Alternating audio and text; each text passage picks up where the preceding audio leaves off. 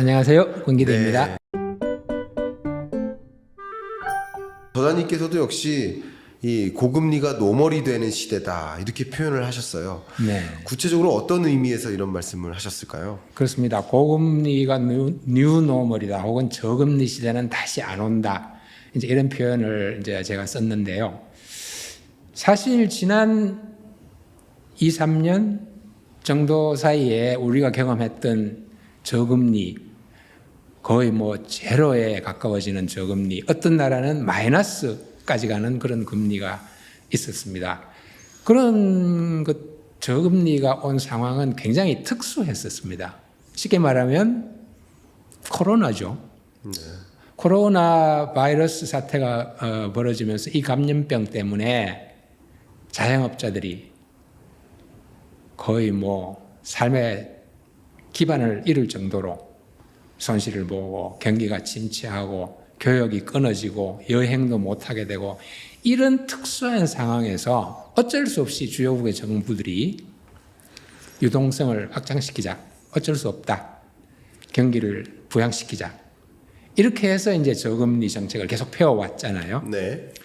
근데 이제 감염병이 끝나고 생각지 않았던 전쟁이 벌어지고 미중 갈등이 격화되고 소위 글로벌 공급망이 와해되고 끼리끼리 손잡고 자기끼리 공급망을 만드는가 하면 이런 여러 가지 변수가 있으면서 원자재는 또 기후 변환이 뭐 이런 상황 때문에 자재값도 올라가고 이래서 인플레이션이 드디어 시작된 겁니다. 네.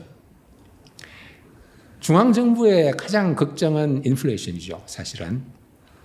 그래서 인플레이션이 5%, 6% 이렇게 올라가게 되면은 견디지를 못합니다. 그래서 고금리 정책을 이제 쓰기 시작하는 거죠. 조금씩 금리를 올려서 7차례, 8차례 하다 보니 지금은 4%, 5% 수준까지 올라갔습니다. 우리나라도 다를 바가 없습니다. 인플레이션 영향을 물론 받게 돼 있었고 또 미국이 저렇게 계속 금리를 올리니 우리도 올리지 않을 수가 없는 상황이 된 거죠. 물론 우리나라는 한국은행의 걱정은 그런 겁니다. 가계부채가 심각하고 여러 가지 빚이 많은 나라이기 때문에 마구마구 이자를 올렸다가는 부담이 너무 클 것이다. 혹은 경기 침체가 올 수도 있다. 이런 여러 가지 우려 때문에 마음껏 금리를 올리지는 못합니다. 그러나 계속 고금리를 유지하는 데에는 변함이 없는 거죠. 네.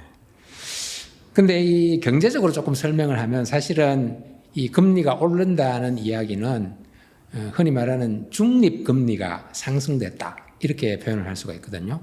중립금리라는 것은 그냥 간단히 말하면은 경제가 너무 뜨거워지지도 않고 그렇다고 침체되지도 않으면서 잠재 성장을 이룩할 수 있는 딱 그 수준의 금리를 이제 중립금리라고 부르는데 좀 구체적으로 말씀드리면 미국에서 중앙은행을 역할하는 페드가 매 분기 잠재 성장률을 이룩할 수 있는 혹은 유지할 수 있는 장기 금리를 분기마다 발표를 합니다. 그 금리가 바로 중립금리로 간주할 수 있는 거죠. 근데 그런 중립금리가 현재는 굉장히 이제 상승해 있는 상태이고 그러면 이제 걱정은 뭐냐 하면 이렇게 고금리 상황이 그럼 계속될 것인가? 더 올라갈 것인가? 아니면 하다못해 계속 유지가 될 것인가? 아니면 언젠가는 좀 나아질 것인가? 그게 걱정이잖아요. 그래서 물론 이제 이런 금리의 예측이라든지 환율의 예측이라든지 뭐 부동산 가격의 예측 이런 것들은 사실 어떻게 보면 의미가 없다 싶을 정도로 어려운 일입니다. 정말 어려운 노릇이죠. 예측을 해도 그대로 되어지는 일도 잘 없고.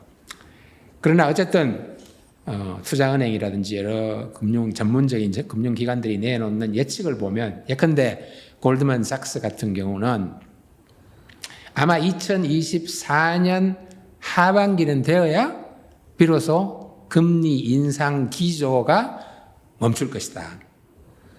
그러면 그 후에나 금리가 조금 내려줄 것을 기대할 수 있는 상황이 될 거다. 이렇게 예측을 했거든요. 네. 그러면서 장기적으로 본다면은 3년, 4년, 5년 장기적으로 본다면 아마도 기준금리가 3, 연 3%에서 3.25% 정도로 안정이 될 것이다. 네. 그럼 그 말의 뒤에는 뭐가 있냐면은 어쨌든 옛날 같은 뭐 제로에 가까워지는 그런 저금리는 이제는 기대하기 힘들 것이다. 네.